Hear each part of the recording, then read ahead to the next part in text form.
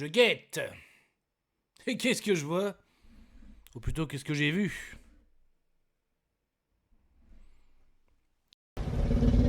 Soit on meurt en héros, soit on vit assez longtemps pour se voir endosser la peau du méchant. Pour ce genre de choses, il existe des hommes comme moi. Il t'arrive de saigner. Vous pouvez respirer, vous pouvez cligner des yeux, vous pouvez pleurer. Ah! M'a ramené le conduit, celle-là. Maintenant que j'ai votre attention, Accroche-toi, petit.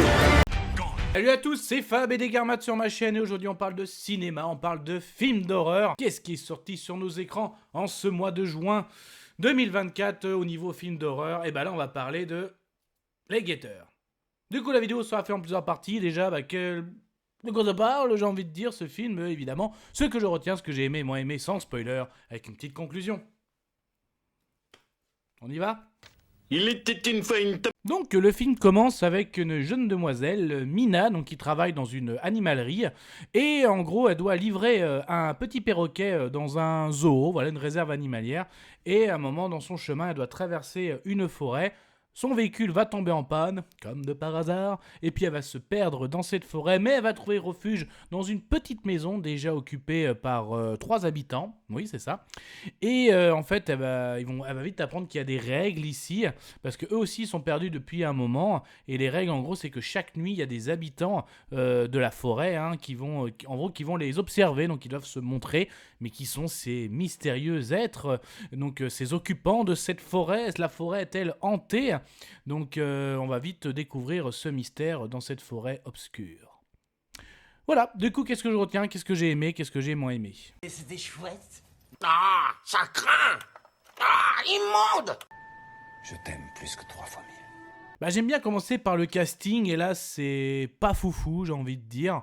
Donc que ce soit Mina, ou à la rigueur Madeleine, une des habitantes aussi, ancienne prof de fac, justement intéressée par la mythologie, parce que justement ça donne un petit air mythologique de légende dans cette forêt, donc comme si cette forêt donnait des hallucinations ou était hantée, donc ça partait là-dessus, et en fait pas du tout, en fait il y a bien des êtres qui vivent dans cette forêt, donc la forêt n'est pas hantée, mais elle est bien habitée par des certaines présences, êtres, mais justement ça peut à la fois provoquer des incohérences, parce qu'au début, tu as l'impression que vraiment, j'aimais plutôt bien ça, arriver dans une forêt hantée. Mais non, en fait, c'est pas ça du tout. En fait, on arrive sur un territoire de ces fameux êtres mystérieux, très connus dans l'univers de la mythologie. Donc, on va apprendre à les connaître. Et justement, dans ces fameuses règles, c'est en gros ne pas les embêter, ne pas approcher aussi de leur terrier, parce qu'ils ne sortent que la nuit. Donc ne pas aller en... Et aussi... le territoire de la forêt a bien été délimité et c'est pile poil. En gros, c'est à une journée de marche dans un cercle très bien fermé. Et en gros, si tu vas trop loin, si tu dépasses ça, tu vas encore te perdre dans la forêt et tu vas être prise aux mains de ces êtres. Donc en gros, t'as juste de quoi faire un aller-retour.